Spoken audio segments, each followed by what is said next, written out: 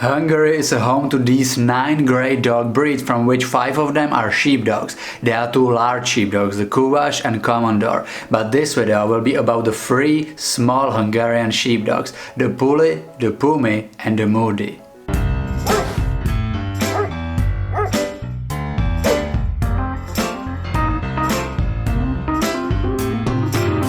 The larger Hungarian sheepdogs were mostly used for protecting the flock, while the smaller breeds were used for herding and driving sheep. All 3 breeds can be characterized as independent hard workers with great stamina, strength and eagerness to please. It was not until the end of the 19th century when scientists divided Puli type of dogs into 3 categories.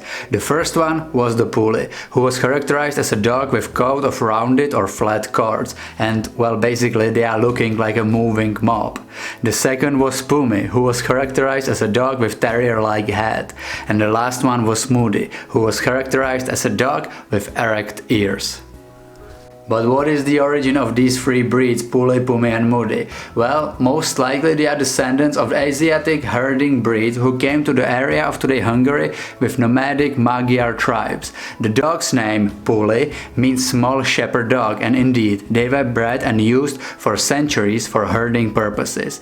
The shepherds were trying to create the best small herding dog, so only the healthiest and smartest dogs were bred together.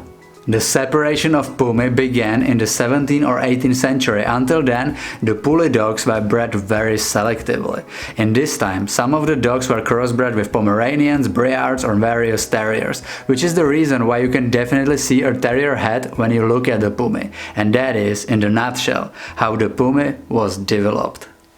Just like the Pumi is amazing herding dog, but thanks to the terrier blood, they were sometimes also used to kill small vermin. They definitely have higher prey drive. The Moody ancestor is rather unknown, but it's actually possible that they are the oldest of all Hungarian sheepdogs. The first theory suggests that they were developed by crossing the Puli and Pumi together, but there is another theory which claims that Moody was developed by crossing local Hungarian dogs with dogs from Baltic states and the German Spitz. And I don't know how about you, but I can definitely see a Spitz-like dog when I look at the Moody. It's also believed that Moody-like dogs were living in the ancient times in the lowlands of Pannonia. I wasn't using the plural form of the Puli, Pumi or Moody word until now, and you might be actually surprised by that because it's not Pulis, Pumis or Moodies, but it is Pulik, Pumik and Moodik. It is said that the Moody is the best herding dog of these 3. They have amazing work drive, they can handle even the most difficult cattle, they can kill vermin and they can even guard the property. Until this day, they are mostly seen living on farms as workers rather than family pets.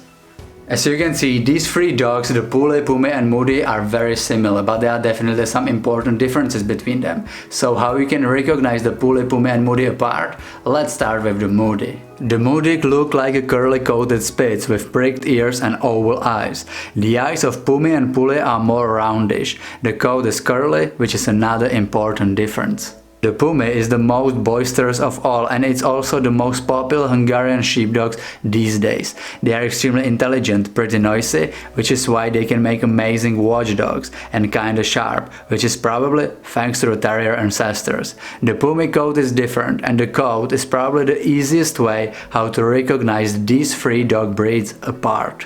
And then we have the Puli, the easiest dog to recognize thanks to their matted and corded coat. As I already said, they are looking like a moving mob, or as a small version of Komondor. This coat type is useful in harsh weather because it's protecting the dog. In the past, only the black Pulik were viewed as purebred, but today you can find them in white, reddish or grey color.